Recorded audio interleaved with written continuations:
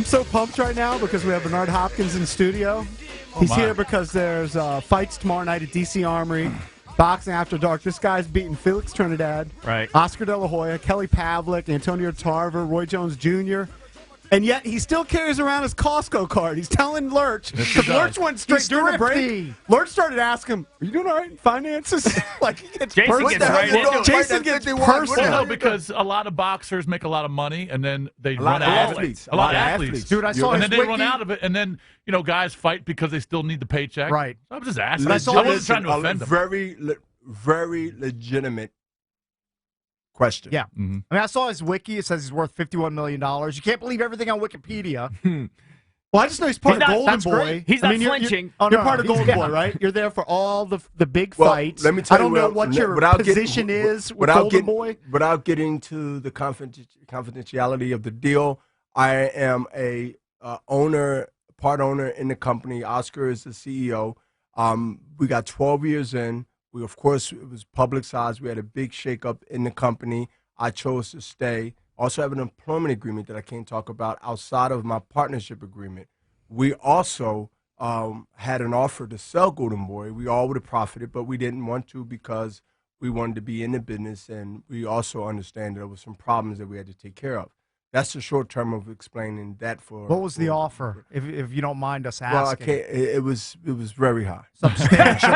it was very. Because I would have sold. I would have pushed these guys to sell. Golden Boy has a roster that includes, like, Canelo's part of Golden Boy, right? But Canelo is the new star. Canelo is the new star now, who gets 30,000 people in the U.S. and the U.S. market, and also outside of that, he is the star who has the Cinco de Mayo day, the 2 days. The 2 months of the year, May and September, are huge days for the Latin market and boxing, period. He has those days since Mayweather, for right now, retired. What I have learned in 28 years in this sport is learn how to be the businessman first and the athlete second. Everyone cannot pull that off. And that's why I am not wanting to be praised, but that's why I'm praised by people that's in the mainstream America and also that's in stream America. And when you understand that, it comes by not only what I say, but a long, I guess, credibility of years where my finances, where my decision-making, I've managed myself, and only two fighters, George Foreman, the great George Foreman, and Bernard Hopkins, is on record, who won Manager of the Year in boxing, 100-plus year history. That should say a lot. When two fighters, George Foreman and Bernard Hopkins, won in our Grammys that we have every year in New York City, our boxing Grammys, won Manager of the Year. And so you got both. You got both. You can manage and perform. Well, I learned how to understand the business of boxing. And to me, I said, why can I be both? Why can I be the businessman and the athlete? And I had a lot of resistance. I had some delays in my career where it was considered punishment in the business world because you don't, I guess, walk the walk or talk the talk that we want you to operate on, then you will run into some resistance. A lot of people that's hearing this, they can realize and understand what I'm saying is absolutely right. But very few people want to risk their life in business or risk their life period to stand up for what they mean and what they say is right. And so I chose to do that. I paid a price. I have no regrets. And learning the way I've came to learn the business of boxing. And look what it landed me. It landed me what? Fight De La Hoya in 2006, become partners a year and a half later because we both at the ESPYs. I approached him. He said to me that he's going to form his own company. Of course, I said I would love to be a part of it. I didn't think it was going to happen. Then it happened, and they reached out to some lawyers, and lawyers reached out to my lawyers, and next thing you know, we together. Were you friendly with De La Hoya before that fight? No, Did you have any relationship at all with him? No, I didn't. I knew who he was because he's the Golden Boy, right? But I didn't have no relationship because Oscar moved up to my weight class to fight a guy that's considered at that time not only the executioner but a monster. I had 15 defenses at the time. I stopped at 20, 21. When I fought Jermaine Teller twice. And Oscar came up because he wanted to fight the best, and he was moving up from 54, I believe, to 160. And, of course, I'm sitting there waiting at 160, my biggest payday. Jay Leno's couched that Monday, fought Saturday, flew into L.A. from Vegas, and became a really instant star. People would say, well, didn't that happen when you beat Felix Trinidad post 9/11 when you was in New York City? I said it should have, but it didn't. Matter of fact, because of the promotion company that ran the promotion of that fight, which was Don King Production, who had Felix Trinidad, I was the loose puzzle with the 2 belts that they needed from me. But like I always do in crucial moments, I have more records than wins and losses when it comes to proving the odds wrong. Kelly Pavlik, Felix Trinidad, Antonio Tarver, when I moved up from 60 to 75, 15 pounds on his thin body. Huge leap. And let me tell you, I planned to be in this position a long time ago. When you stop what you're doing and then you plan what you're going to do next, it's already too late. You're years late. Well, one thing I'll say about you, and I studied you a little bit, you've always maintained your weight. Like some guys, let's say he fights at middleweight. Some guys, when they have their off time, they'll gain 30 pounds. And then their training camp, they got to cut and make weight. And then you'll see them in the ring the next day and they're 15 pounds heavier. You pretty much have maintained your weight for years, for decades. Yes, you're right. But I also tell people that, you know, it's a lifestyle for me. I became a light heavyweight or been a light heavyweight 7 years or 6 years. And right now I'm weighing 182 pounds. Look how good he looks. Wow. Which that's 7 pounds off the weight, right? And so most 7 pounds is people, a big deal. He fought, look, he's 51 years old. Yes. He fought Sergey Kovalev 2 years, 2 years ago. Yeah, Sergey year and a half ago. Kovalev, everybody talks about Triple G. Kovalev is a guy like Triple G. He's just knocking guys out left and right. 90% knockout ratio. Right. And B-Hop at 49 went in the ring, and look, he beat you. He beat you pretty convincingly. You ain't got to convince me. I think he admitted it. He pretty much dominated. But you know what? He didn't knock him out. Yeah. How old was Kovalev during that fight? He's in his prime. 33, 34 maybe. Okay. So you're almost 20 years older than him. You're hanging with the guy. Easy. So did you know, like, I'm probably going to lose this fight? Does your goal shift to just trying to survive? No. And if you remember that fight, it looked like that I was going to be seriously hurt based on still trying to fight and getting hit at the end when everybody stood up clapping and hollering because it was just sort of like a trade-off between me and him. Mm-hmm. And I could have just survived, as you said, it would have been most people's smart decision, but I believed as long as we had rounds, or I had rounds, that I had a chance to get him to win. And that's Kovalev, that's what I believe a true champion in that's any sport. Yeah. And Never Kovalev, give up. He's a dangerous guy. Freddie Roach just trained his last opponent. Yeah. His last opponent went to Freddie Roach. John Everybody knows Pascal. who Freddie Roach John is, right? Pascal from So Jean Canada. Pascal, this big guy, you look at him, his big brother, and like looks amazing. Yeah. And he trained with Freddie Real Roach. buff. And Freddie Roach, after about 4 rounds, told him, I got to stop this fight. I think he let him fight like another round, and then he stopped maybe. the fight. Yeah, and it was a good call by Because Kovalev was angry at Pascal and said, I don't want to just knock you out. I don't want to punish you. Yeah, and he was just destroying him. because Pascal, of course, John Pascal was, of course, saying things that we all say in boxing. White boy. Right, and so that he was racist, that he was this, that he was that, and I said, they said, Bernard, do you think Sergey Kovalev is racist? I said, you know what? People might be on to something because he's been beating up all these black guys in the last and everybody bust out laughing at HBO when we was having our HBO fighters a meeting that we always have. We're gonna have it today, matter of fact. And they really thought that was funny. But I said, yeah, look, no, the man's not racist. He's dominating American fighters or any other fighter that goes and gets in the ring with him. And it's just plain and clear that you have to respect, at least I do, respect what I see, period. And especially in today's world that I didn't grow into, I just happened to stay around long enough for people to really be questioned. If things sound too good, look too good, then there's something behind that door.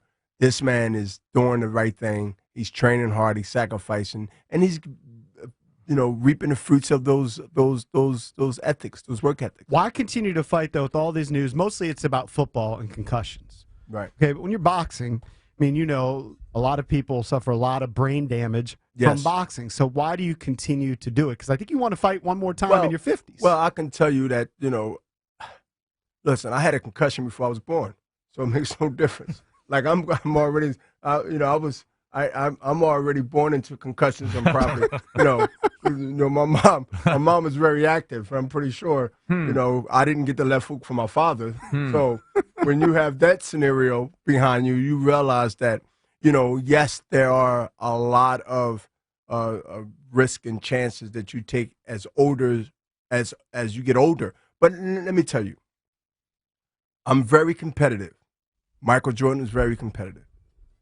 A lot of other athletes in other sports is very competitive. I'm not boxing just to say that, you know, I can't get out. I'm out 99.9% right now as I speak to you. Right. This is not a breaking story or breaking news. I'm out. But to be out your way, how many people, and I have a long history, even in my personal life that we're going to talk about, my prison stint, how it changed my life, which I was told multiple times. Teachers, not that they was bad teachers. Neighbors, not that they was bad neighbors. Family members, not that they was bad family members. It was because the path that I was on. But something sparked in me that said that not only do I want to change by saying it, it's one thing, but actually wanted to prove them wrong. That's why I'm here in D.C. on this station speaking, and I have multiple times across the world where everywhere I've spoken about that. It's the same conversation. I wanted that competitiveness in me, wanted to prove to that teacher that I'm not going to be what you say I'm going to be. Most people are right about others and about history. But I wanted to prove something. And so since it's not something promotable to most people, I have to do it without being braggadocious. I have to let people understand that whether you're white, black, Muslim, Christian, or whatever you represent, that if you are living and breathing the air that I breathe called life to stay alive, that anybody that say that you cannot do something and you really want to do this, you really want to risk everything that you're doing to make this happen, then you can defeat them. Make them your opponent, not in a negative way, in a proven way. And when you do that, politician, teacher, husband, wife, when you do that, sister, brother, aunt, auntie, whatever, when you have that mentality and understanding the storm going to come, the storm is going to come as soon as you say that, whether you like it or not. Then it will test the woman you are. It will test the man you are. Can we do this? Can we do this? Let's go. Trav, can we go to break now, because we're not going to be able to get a story in a minute and a half. Of course, go to break now. Bring you back for another segment, because I do want to get into your background growing up in Philly. You got to promote the fight. It's at DC Armory tomorrow night. Of course we're going to do that. HBO After Dark tomorrow night at 10. But this guy's riveting. I enjoy talking to him. And it's going to be a great fight. The heavyweight champion, and also Thompson, who's from D.C., who's been in the heavyweight championship fight before. Local D.C.'s and also up at Tri-State, New York. Well, Philly also, and Maryland. Undercards, going to be great. Good fight. Tickets still available. Not a lot, but the tickets still available. They're expecting a big walk-up today. And the weigh-in is at today at 1 o'clock. So sorry, tickets at Ticketmaster, 800-745-3000, or DC Armory box office. Boxing legend Bernard Hopkins joining the Junkies here on The Fan. Your #1 station. Final curtain, my friend. We're joined in the studio by Bernard Hopkins. We're just going to let him segue from what he was talking about basically for the break into on the air. All right, hold on. Well, you should have WatchTheJunkies.com on. Yeah. And it almost should be on during the breaks. It should be. Because during the breaks, he's taking calls and he's renting like places in Miami. He's a we can talk about businessman. this. He's like, I'm not in Miami, so I'm going to get my money. So he's getting his paper by renting his place in Miami. And then all of a sudden he's standing up and giving a motivational speech to Lurch. I don't even know how it happened. Well, I mean, so go to WatchTheJunkies.com. He needs it. Well, look at him. He needs it. I'm sitting there looking at Lurch, and I'm saying to myself, man, this guy needs help here. This guy doesn't have a pulse. I mean, check this Yeah, oh, it's speeding, no, but it's slow. I'm trying to get this guy energy. Hold on a second. I want to get 9:05 in the morning. This man looks like he's in a coma. He's okay. Usually they say that about that guy. All right, so you grew up in rough streets of Philly. Yes, sir. Right? North Philly. North Philly. You had a rough upbringing. You were in fights. You were arrested a bunch of times. Stabbed. Twice. And then you were ultimately sentenced to, I think, 18 years in prison. Yeah, it was 5 to 15. 15 was the back time. What were the crimes? The crimes was robbery with assault. Okay. A lot of assaults. And just basically burnt out my stay at the courts. Mm-hmm. Starting from the juvenile system. Right. And then became certification. At 17, I got certified as an adult. So when I turned 18, I was put on the adult side of the penitentiary. Okay. So they decided they got to get this kid away. He's no good for the streets. You're sentenced to 18 years, but you serve 5. I think it was like 1983. I'm good in the streets, but I wasn't good to the people that's in the streets. Right. Society. What was the turning point? First of all, how bad was that experience from 1983 to 1988 when you were ultimately released? What was it like in there? What did you see? What type of people were you hanging with? What was that all about? Well, I seen a lot of things that, was trust me, was eye-opener. But I didn't get to the point of being scared straight at any time of my incarceration. When I looked at incarceration, of A, I did the act, B, who's benefiting from it. I never picked up really a book at home, but I picked up many in that institution because it was part of escaping mentally. And I realized that even though I was there, and the first year was just about finding my way, but knowing a lot of people because I came in with a reputation from the streets. But it was others before me, years before me, that had reputations too. Right. How do you mush and blend in with guys that's older than you, more respect for you, and have bodies, slash bodies homicides that they didn't got arrested for or got life sentences? So you were in with men, not other juveniles. No. Yes, I was. And when it became a situation of now I'm here, year went by, the boxing gym was there. I wanted to get off the block, D block. The guard let me out to go to the gym. I go to the gym. I became their entertainment in prison amongst 20,000 guys watching fights that they had in prison. Yes, we had boxing matches in prison. Not on the professional level, but on the amateur level. So I became. Were you naturally good? You were naturally good? I boxed since I was 9, 3 generations of family. But I made it to this point. Were you in a gym before? Like before you went in prison? Yes, you had and I strayed. And I strayed. Golden Gloves, AAU, since I was 9 years old. So you had a background in it. I had a background, and that's what part of the day they call it bullying. Maybe it was back then also, but I was the type of guy that was respected in the neighborhood and used that boxing ability and those traits to be the king in the neighborhood, because that, to me, that was the more popular guy. The girls liked the most fighting guy. The attention, the guys was feared of me because nobody wanted to fight me. So if I wanted something, they'd give it to me. I didn't have to take it. Some cases I did. I didn't have to, but I did. I became part of the surroundings of what was cool, what was attention from others. And I'm so glad that I finally realized through other channels and avenues that of life that I realized that I can change that into something that's positive. And that didn't happen right away. That happened within a year and a half incarceration. And then I start again, like I said, I didn't read a book or even think about going to school when I was younger. Did I go to the school? Yes. But did I go in? No. Right. So my thing is now that I'm here and needed something to do, I started learning about me, and I started learning about how precious time and freedom is. A lot of people that can't relate to that because they have no idea, but most people can.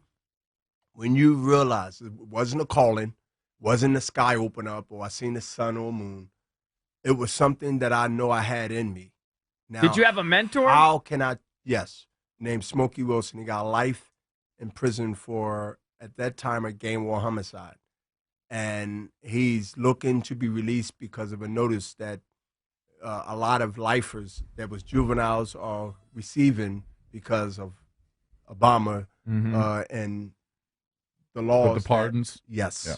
So a lot of guys are going to see the day of light of the remaining of their life. And Smokey was in 18. I think he's close to 60 now. If you didn't go 17. If you didn't go to prison in 1983, do you think you would still be alive right now?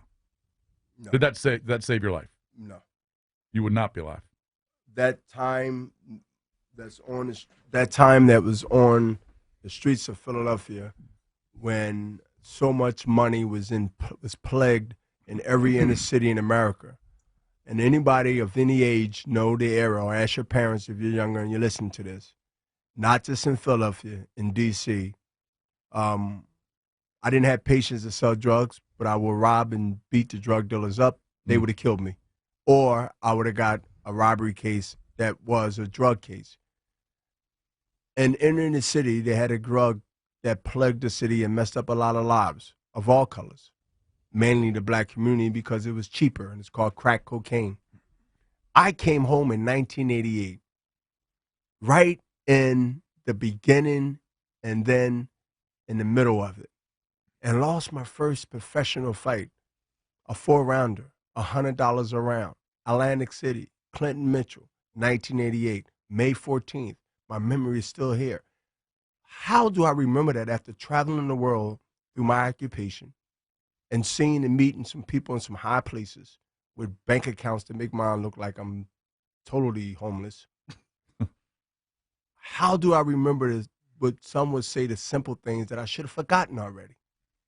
Well, folks, we're not glorifying prison. We're not saying that every story comes out as like mine. But what we're saying, at least I'm saying, that I am the American dream. Bernard Hopkins can preach. Yeah, he can. But why did you lose that first fight? Were you using crack cocaine? No, that's not what you're saying. Did you ever use? Because he wasn't ready. No. Yeah. You did marijuana. Marijuana. Okay. But you never did crack. Never did crack. I came home in that era where money was fast, everything was fast, and I had a choice to make. And that choice was, after losing the first fight, after walking off parole, I went back to the gym in 15 months. And if you look at my record, 1988, I remember it clear like it was tomorrow or today. I lost to Clinton Mitchell in Atlantic City. I took off 15, 16 months. That saved my life. Mm-hmm. Were you ever tempted? Because the temptation, and the friends that was what we call balling, driving the $100,000 cars, having 50 to 100,000 cash in their pocket. You lose your first fight. Nobody wants to hire you. You got 30 felonies. You're in the same neighborhood that started all this madness. Or so what'd you do? Madness. What'd you do those 15 months? I worked at Penn Tower Hotel doing dishes. I worked at the roofing union. I also worked jobs that I had to do in the gym of Philadelphia called Joe Frazier's Gym, who used to be a boxing gym, but now it's a furniture store, unfortunately. One day, not that I'm looking, but I know I have most of my rights that I've saved and preserved to one day have this either on a screen somewhere or in a book or some memoir somewhere. Right. I look at it like this, tell you how tricky things is. And not tricky in a way of not knowing. I just use the word tricking. When you take a guy, and this again ain't complaining, I'm just making a point of letting people understand that it's two sides of the masses of how people and how the system might want you to go or might want you to go there. You would think, wow, you know what? And we can research everything in today's international world of information. They made a movie of Frank Lucas, one of the biggest drug dealers of our time. Mm-hmm. Great movie. With one of the what movie was it? Called Frank Lucas. Denzel played Frank Lucas. Oh, okay, all right. Training Day. American Gangster. Sorry. American Gangster. Okay, definitely not Training Day. Yeah. Now, It's good and it's bad and it's promotional. It's not promotional. Mine's is not promotional. You would say, what do you mean Bernard's not? You know what I'm saying. That's just use our intelligence. They rather promote a Frank Lucas as being a guy that brought cocaine over from the belly of a plane of the military. Right? He know where I'm going. But Bernard Hopkins, that's too clean. We need some scandal. We need to blow his money. Have you pitched? So you're saying you've pitched the movie? No, I don't have to pitch. You need to do Creed. When you go pitch something, it's called asking. When you have something, they got people that find you. Like you got a warrant, right? Whether in D.C., they don't have Commonwealth. They have federal. So a guy like me, if I was in D.C., I would have did federal time, right? Now, why should I have to go and bang on somebody's door or knock on somebody's door and say, hey, you know what? I got a good story to tell. Well, there's a million other people who's trying to... You're living the story. There's a million other people trying to get their demo, right? If you're a rapper. Right. You know, what rapper's not trying to find Jigga, Jay-Z, to give their stuff to say, look at me. Right. I'm just making a point of education and telling you that there's a system, too, whether you like it or not, that has a way of what they want and where they want to promote certain things that matters. We also understand, listen, it's still hard for people to understand and really come to grips that is racism in this country. Well, Bernard, we got to let you promote the fight because we have to go. Yeah, we got to go. Well, we're going to promote the fight. And the fight is this Saturday on HBO. He's going to do it when he wants, bro. I mean, he's got to at least promote the fight. It's going to be this Saturday at the Armory, and it's going to be Thompson versus Ortiz, the heavyweight championship fight, which is totally legitimate. And you also have a great undercard. Saddam Ali is fighting a tough guy that's been it's with Top Rank, who's our rivals, but we do business together. Like, things should be done. I hope we politicians can do business together. Democrats, Republicans, doesn't make no difference, right? But this Saturday, D.C. is going to also do what they normally do that I've experienced, support boxing, show up for boxing. This is really not a sell. This is to remind people that there's some tickets left, but it's going to be a big walk-up because D.C. is known for that. So between now and the weigh-in this afternoon, we're looking to be sold out at National Armory. Where do they get? So get your tickets, Ticketmaster.com. You can call 800-745-3000 or just show up at the DC Armory box office. So it's the DC Armory. You got Tony the Tiger fighting. The real King Kong Ortiz is fighting. He's 24-0, so that's a heavyweight championship fight. Bernard Hopkins, it's been an honor. Thank you very much. Pleasure to meet you. That's B-Hop in studio with the Junkies. Next, Christo Doyle joins us to talk about the finale of Gold Rush. Live off the interest, not the principal. Your flagship home of the first place Washington Capitals.